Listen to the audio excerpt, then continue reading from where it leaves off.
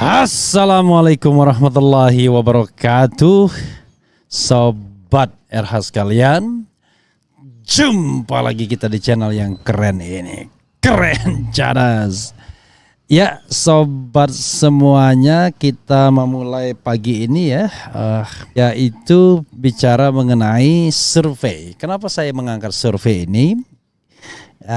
Saya katakan angka-angka survei ini makin menunjukkan kita harus ngakak dengan hasil-hasil survei. Harus bertanya, harus tidak percaya. Kenapa begitu? Kalau angkanya begini berarti Ganjar Pranowo terjun bebas surveinya, bayangkan ya. Tapi apakah kemudian akan dikatakan oh beda antara satu survei dan survei lainnya? Lah kalau makin beda itu makin menunjukkan bahwa tidak ada konsistensi survei. Ini sahabat era sekalian, survei dari SPIN. Kita tidak tahu SPIN ini dari jurusan mana datangnya. Kalau yang sering kita dengar LSI, SMRC, Carta Politika, Indikator, kelihatannya sama arusnya. Ya, datangnya di mana kita sama seperti arusnya. Tapi ini SPIN. Nah, kita tidak tahu dari mana asalnya, tapi coba kita kritisi ya.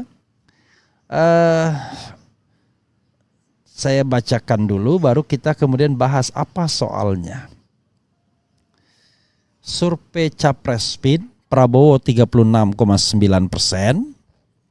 kemudian Ganjar 17,2%, Anies 17%. Ini angka ini bikin saya ngakak terus terang saja. Lembaga Survei dan Polling Indonesia atau SPIN, Detikcom ya beritanya, menggelar survei elektabilitas calon presiden atau capres di pemilu 2024. Hasilnya, Ketum Partai Gerindra Prabowo Subianto memiliki elektabilitas 36,9%, unggul dari Gubernur Jateng Ganjar Pranowo 17,2% dan Anies Baswedan 17%. Survei ini digelar dari 27 April hingga 4 Mei 2023 dengan melibatkan 1.230 responden. Survei dilakukan dengan metode wawancara via telepon atau smartphone.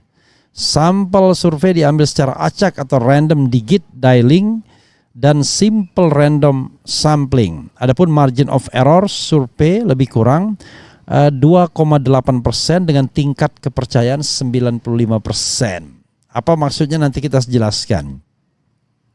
SPIN melakukan simulasi head to head 3 capres yang sampai saat ini sudah pasti maju di pemilu 2024. Para responden ditanyakan seandainya pemilu serentak dilaksanakan hari ini, siapakah dari 3 calon presiden berikut ini yang akan Anda pilih?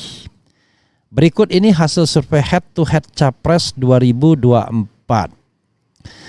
Prabowo Subianto 36,9%, Ganjar Pranowo 17,2%, Anies Baswedan 17% dan tidak menjawab 28,9%. Oke, itu pertanyaan 3. Lalu ada juga pertanyaan tertutup. Kemudian lembaga survei SPIN juga memberikan pertanyaan secara tertutup terkait calon presiden. Sejumlah nama diajukan kepada responden. Para responden pun diberi pertanyaan seandainya pemilihan presiden dilaksanakan hari ini, siapakah calon di bawah ini yang akan Anda pilih? Hasilnya elektabilitas Prabowo Subianto berada paling puncak dengan 33,2%, disusul berturut-turut Ganjar Pranowo 17% dan Anies Baswedan 16,6%. Jadi ingin mengatakan dan lain-lainnya itu ya memilih 7 sosok lainnya, mungkin 7 ya, 1, 2, 3, 4, 5, 6, 7, 8, 9, 10, 11, 12 sosok lainnya. Artinya dikurangi 3 jadi 9. Berikut ini elektabilitas Capres 2024. Prabowo Subianto 33,2%, Ganjar Pranowo 17%, kemudian Anies Baswedan 16,6%, Erick Thohir 4,5%, Ridwan Kamil 3,5%, Hovifah Indar Parawansa 3%, kemudian AHY 2,6%, Mahfud MD 2%, Puan Maharani 1,8%, Sandiaga Uno 1,4%, Caimin 1,4%, Kemudian Erlangga Hartarto 1,4%, Andika Perkasa 1,2%, dan tidak tahu tidak jawab masih lebih banyak 12,5%.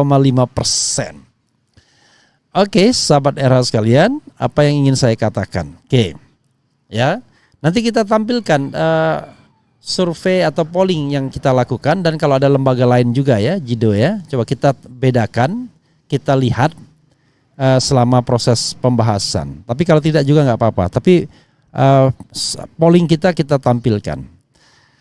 Sekedar gambaran, sobat RH sekalian, RH Channel itu melakukan polling misalnya, dan angkanya jauh sekali. Kalau tadi berapa surveinya diikuti oleh Sokol 1230 responden yang katanya dengan metode ilmiah. Oke lah, ini polling dengan metode yang tidak ilmiah, yang suka-suka barangkali ya. Tapi yang jelas satu orang hanya bisa mengisi satu polling atau satu smartphone mungkin ya. Oke. Dan hasilnya adalah dari 141.000 yang vote ya so far ya selama 7 hari terakhir, Anies Baswedan itu mendapatkan 86%, Ganjar Pranowo 6%, Prabowo Subianto 8%. Jauh sekali ya. Kemudian juga ketika saya tanyakan baru kemarin juga, baru 8 jam yang lalu, siapa capres yang paling berkomitmen, mau dan mampu memberantas korupsi? 50.000 yang voting, angka yang besar juga. Anies Baswedan 89%, Ganjar Pranowo 5%, dan Prabowo Subianto 6%. Jadi kalau kita bicara konsisten, konsisten juga ini ada konsistensi angkanya, kurang lebih ya, karena terlihat berarti yang mengisi itu kurang lebih konsisten juga, karena begitu pertanyaannya dimodifikasi, angkanya kurang lebih sama. Nah itu yang ingin saya mengatakan, relatif semua sobat RH sekalian. Jadi apa yang ingin saya katakan, polling, survei dan lain sebagainya bisa jadi tidak atau belum menggambarkan realitas yang sesungguhnya, dan hanya sekedar upaya untuk berkampanye saja. Pertama meyakinkan kepada kandidat dan bohirnya mungkin, dan yang kedua adalah meyakinkan masyarakat bahwa ini adalah kandidat yang memang potensial untuk menang. Kalau kita lihat angkanya misalnya, ya justru polling ini menampar Ganjar Pranowo. Berarti Ganjar terjun bebas. Dari beberapa survei di tempat lain yang angkanya 30-an persen dan 20-an persen, sekarang tinggal 17,2% saja atau 17% ketika 12 nama. Anies Baswedan 17% atau 16,6 di dalam 12 nama. Itu menunjukkan bahwa sesungguhnya antara Anies dan Ganjar nggak ada bedanya kalau menurut spin ini. Kenapa? Karena masih dalam margin of error yang 2,9%. Jadi kalau margin of errornya 2,9%, toleransi 2,8%, toleransi 5,6% ya atas bawah masih bisa dimaklumi. Jadi gap 5,6%. Ini gapnya cuma 0,2%. You can imagine ya. Mudah-mudahan paham sobat era sekalian untuk membaca survei seperti ini. Artinya ya tidak bisa dijadikan pegangan. Sekedar untuk hiburan bolehlah. Nah, kalau kita lihat juga misalnya suara keempat itu adalah suara Erick Thohir. Dan kalau kita kaitkan dengan isu belakangan, Erick Thohir kemudian diskenariokan kubu istana untuk dipasangkan dengan Prabowo Subianto. Sementara Ganjar Pranowo diskenariokan berhubungan atau berpasangan dengan Sandiaga Salahuddin Uno. Itu skenario Jokowi yang barangkali juga dibantu oleh Megawati, atau paling tidak mereka terpaksa berkompromi sahabat RH sekalian. Dan ini menunjukkan bahwa Ganjar Pranowo tinggal 17% elektabilitasnya, atau Anies Baswedan ya kurang lebih sama. Jadi beda sama Ganjar masih dalam margin of error. Jadi kalau kita mau bandingkan dengan survei lembaga survei Indonesia, indikator, carta politika dan lain sebagainya. Waduh, jauh sekali. Padahal periode surveinya kurang lebih sama saja. Ya, itu maka saya katakan kalau membaca survei ini justru Ganjar Pranowo itu terjun bebas. Apakah lembaga survei ini lembaga survei istana jurusan Prabowo Subianto, bukan istana jurusan Megawati, jurusan Ganjar Pranowo? Don't know exactly. Jadi ini please become a smart voter. Jadi pemilih yang cerdas untuk membandingkan.